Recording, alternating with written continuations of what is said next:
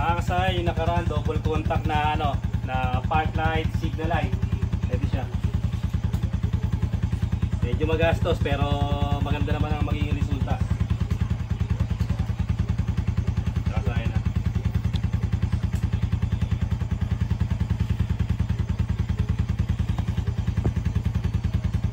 Ngayon kasay, gagamit naman tayo ng Eagle Eye. Gagamit naman tayo ng Eagle Eye na ilalagay naman natin sa low budget na pang low budget na double contact signal light yung gagamitin natin. Ito, Eagle Eye Ito siya kasaya na. Ito yung pinaka forma nya. Tutok mo dito. Dito kasaya bubutas tayo rito. Yan, Eagle Eye. Tapos kabilaan. Depende sa inyo kung ano gusto nyo kulay kasaya na. Yan siya. Tapos ito yung lock sa loob. Yung tornilyo. Kasi may kasama ng lock yan pagka kumuha kayo ng Eagle Eye. Yun. Sa kabila, ganun din. Ito, sa kabila, ganun din yung lock dito Dito tutok mo rin sa kabila. Ito. Yan o. Pakita mo yung lock. Okay. Mas lipat na sa kabila. Ito siya kasaya, no? Bali, ito. Pagsasamahin natin ngayon yung Eagle Eye. Yan. Tapos, dahil dito nakaraan, dito tayo kumuha ng wire, ano? Dito naman tayo ngayon sa ano? Dito naman tayo ngayon sa unahan. Ito siya putulin lang natin siya na magkasing haba sila. Para parehas lang sila ng ano, ng haba.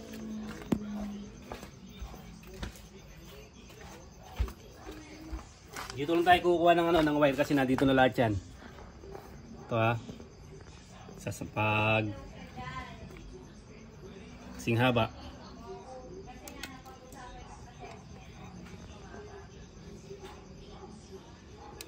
Tapos dalawang red. Magsasamahin lang natin.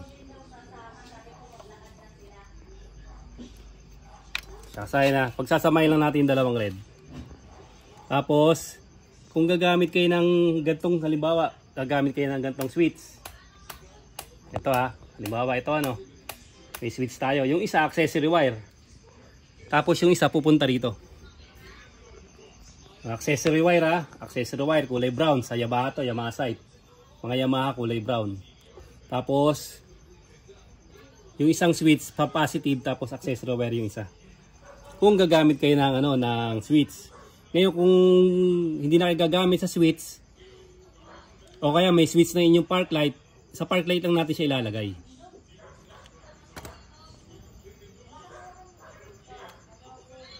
Siya kasaya tingnan nyo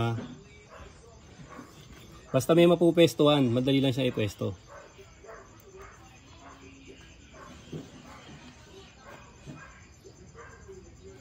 Ito, kailangan pag magtatalp kayo nito, medyo ano lang. Andahan lang kasi para hindi mabawasan yung hibla niya. Magsasamahin natin dalawang red. Kaya pag ganyan, maliit pa dagdagan nyo lang, kailangan mas mahaba siya.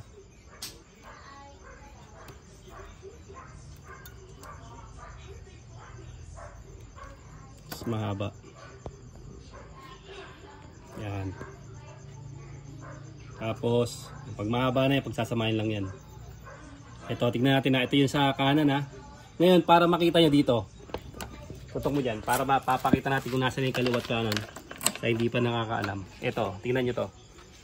Ito yung dark green. Ito yung kanan dark green ng signal light. Sa kabila naman kulay, ito dark brown naman to. Dark brown sa kaliwa, dark green naman ang kulay sa kanan. Ito, dito natin siya hanapin. Dahil may idea na tayo, titignan natin dito. Yan. Dark green tsaka dark brown. Tapos yung park light natin dyan, ito. Yung kulay blue. Yung kulay blue yung park light natin. Kaya ito, bubuksan din natin siya.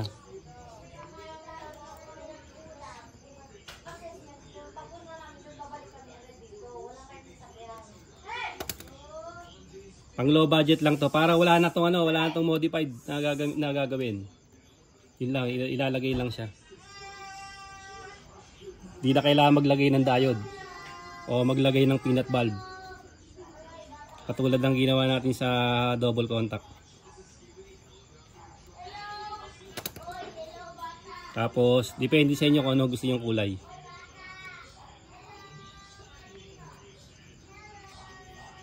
Yan siya, dito na tayo magtatalo pa yung magbubukas.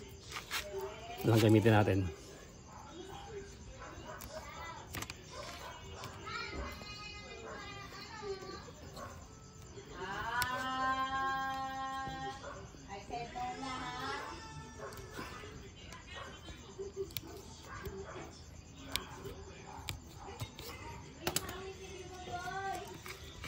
Yan. Hanapin natin dyan yung kulay blue. Ito yung blue ha. Sa blue ilalagay natin yung kulay red.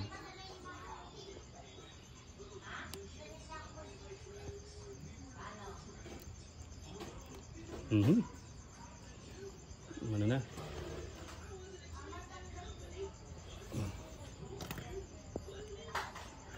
Yan. Dalawang red. Manipis lang to kasi pwede kayo magduktong ng wire dito ha. Pag mahirapan tayo dito, magduduktong tayo ng wire. Kasi masyadong manipis ang eagle eye. Pwede ito i-wiring, duduktong tayo natin ng medyo matigas. Para mas madali natin na siyang maiwa-wire. Kung kaya naman, para tipid-tipid. Yan, ganyan na siya.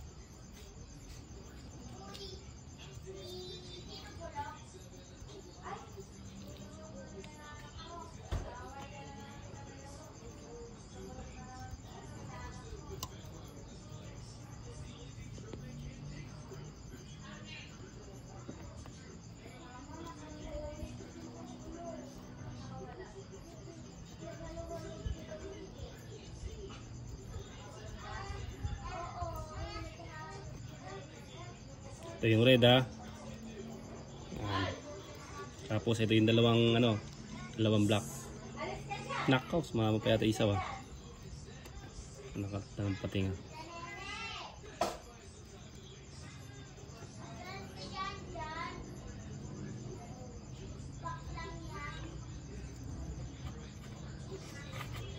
Ito yung sa kaliwa.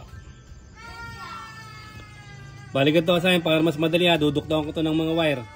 Para mas madali. Ganun lang susundan nyo. Babalikan namin kayo. Ito na kasi naduktungan natin para mas madali siyang ilagay. Duktungan natin ng manipis lang na wire. Ito yung kulay blue ha. Yung dalawang red. Ayun o. Yung inaayos natin kanina. Dalawang red pupunta sa kulay blue. Yung kanan dark green. Ito siya ha. Yung kanan ha. Dark green. Ito yun o.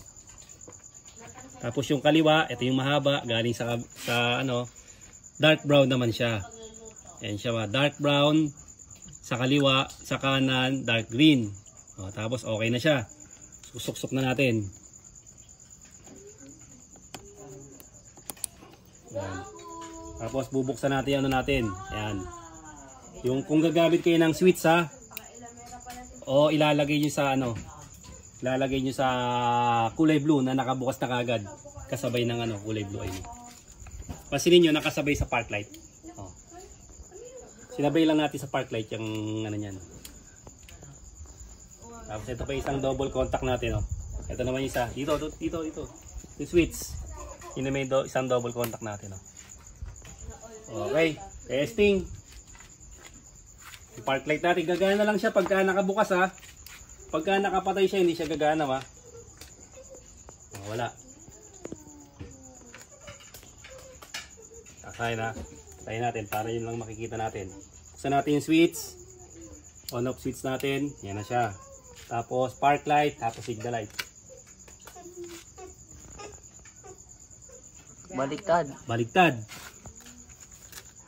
Kaliwa. Napunta sa kanan. Yung kanan, napunta sa kaliwa. Ganito na yung kasayang pagka nabaliktad. Pag nabaliktad, tatanggalin nyo lang to. Paglilipatin lang.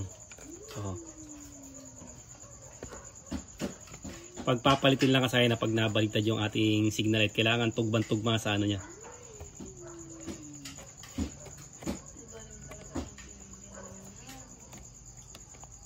To low budget lang to, wala na kayong babaguhin, hindi na kailangan magpalit pa ng flasher relay, maglagay ng diode at maglagay ng ng peanut bulb. magtanim ng peanut bulb.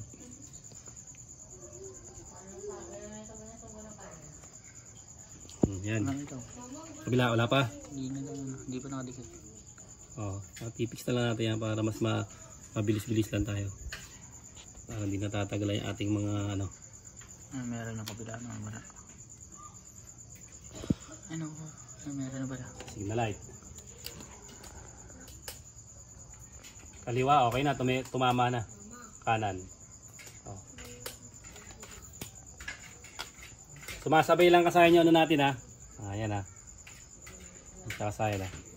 Tapos pag nag-hazard tayo, syempre mag-hazard din yan. Ganun lang kasayan yung paglalagay ng park light. Park light, signal light gamit ang Eagle Eye. Para sa mga budget na park light, signal light. Ayan siya kasayan. Pag tinanggal natin sa hazard, babalik ulit sa park light siya. Pag nag-signal tayo, okay na okay. Ganun lang kasayan yung paglalagay. Simple lang ha. Hanggang dito na lang mga kasayan. Salamat sa panunod.